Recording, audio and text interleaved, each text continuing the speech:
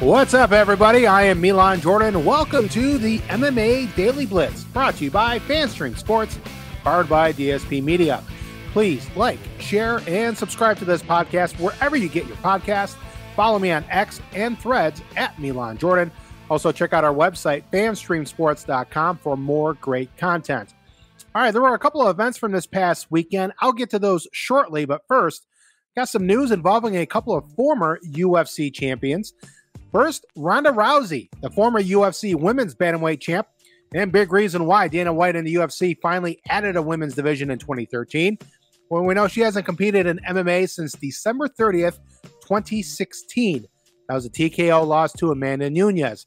That was her second straight knockout loss after starting her career a dominating 12-0. She was widely regarded as the GOAT in women's MMA at the time she stepped away from the octagon. Well, when she did walk away from fighting, she did so rather mysteriously, never officially announcing her retirement, stepping away from competition very quietly and without any explanation. Well, that is until now. 7+ years after her last MMA bout, Rousey hosted an Instagram live stream and offered some clarity on the end of her MMA career, saying it was because of concussions.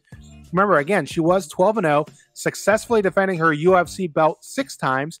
Ronda Rousey was not just the face of women's MMA, but arguably she was the UFC's biggest star when she suffered 2 straight brutal knockouts at the hands of Holly Holm and Amanda Nunes. When she got knocked out by Holm at UFC 193, it was the first loss of her professional career, and she admits she didn't take it very well, understandably so. She never fully addressed the loss and stayed out of the public eye for months, if you recall. Well, in her Instagram live stream, she said she suffered multiple concussions during her judo career that predated her venture into mixed martial arts, something that she has kept secret for years, the concussions, that is, because she felt it would put a target on her had her opponents known that she had been dealing with concussions. That's understandable. Rousey had the same mindset when she was in WWE from 2018 to 2023. Remember, she didn't make these concussions known public. She felt the only way she could really talk about and adequately address her concussion history is in the form of her new book coming out, Our Fight. When Rousey was in WWE, a lot of fans were pining for her return to MMA, but Rousey said that was never a consideration. So it's understandable to think about when you get knocked out in any kind of combat sport, that is a concussion. We've seen this from greats throughout the years. Chuck Liddell comes to mind, dominating their division, the sport, and once they get knocked out, they suffer a few losses in a row, or at least a lot in a short amount of time. Maybe like 2 and 3 fights, or 3 and 4, or what have you. Or in Ronda Rousey's case, back to back. And so it's understandable.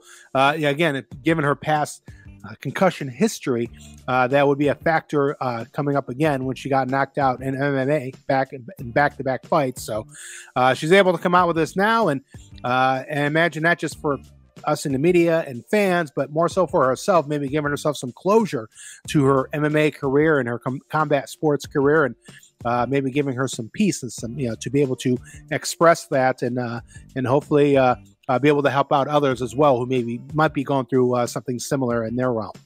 All right, another ex-UFC champ, Brandon Moreno, he's in the news as well.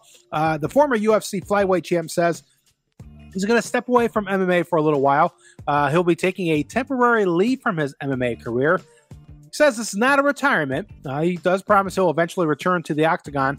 In a lengthy video posted on his Instagram account, Moreno says he's just tired from the constant pressure of competing, everything that goes along with it, the day in, day out and all that. Sounds like more of a more mentally and emotionally taxing than physically on Moreno. Moreno, he says he wants to take a break also so he can spend more time with his family and concentrate on them instead of his combat sports career at this point. Moreno, he is coming off consecutive split decision losses. First to Alexander Pantoja in a great fight last year, was arguably Fight of the Year candidate when he lost the flyweight belt. And then last month, Moreno lost another 5-round split decision, this time at the hands of Brando Royval in Mexico City. Moreno did not say how long his break from MMA will be, but he does promise to return at some point down the road and hopefully compete for championships. All right, so now from a couple of former champs to a current champion, Bantamweight King Sean O'Malley. He announced on his podcast who he will fight next. Well, it's none other than number one contender Merab Zradashvili. He will be the opponent for Suga's next title defense.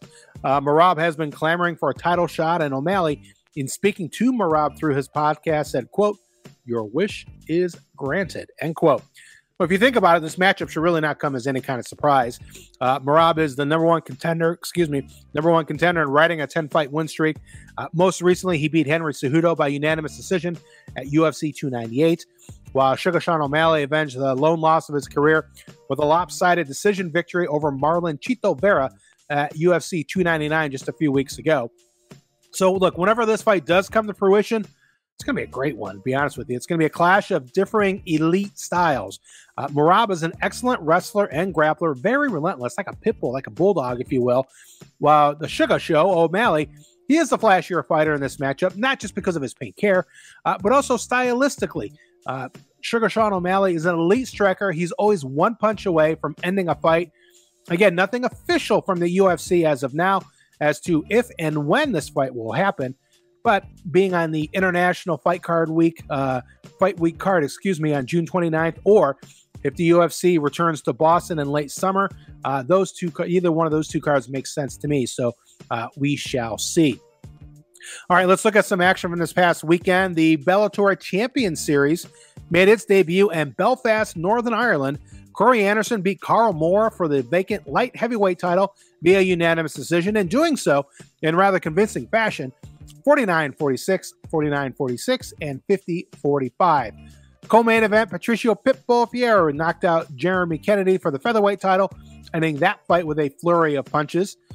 And then we had the UFC Fight Night event in Vegas this past Saturday, of course, at the Apex once again.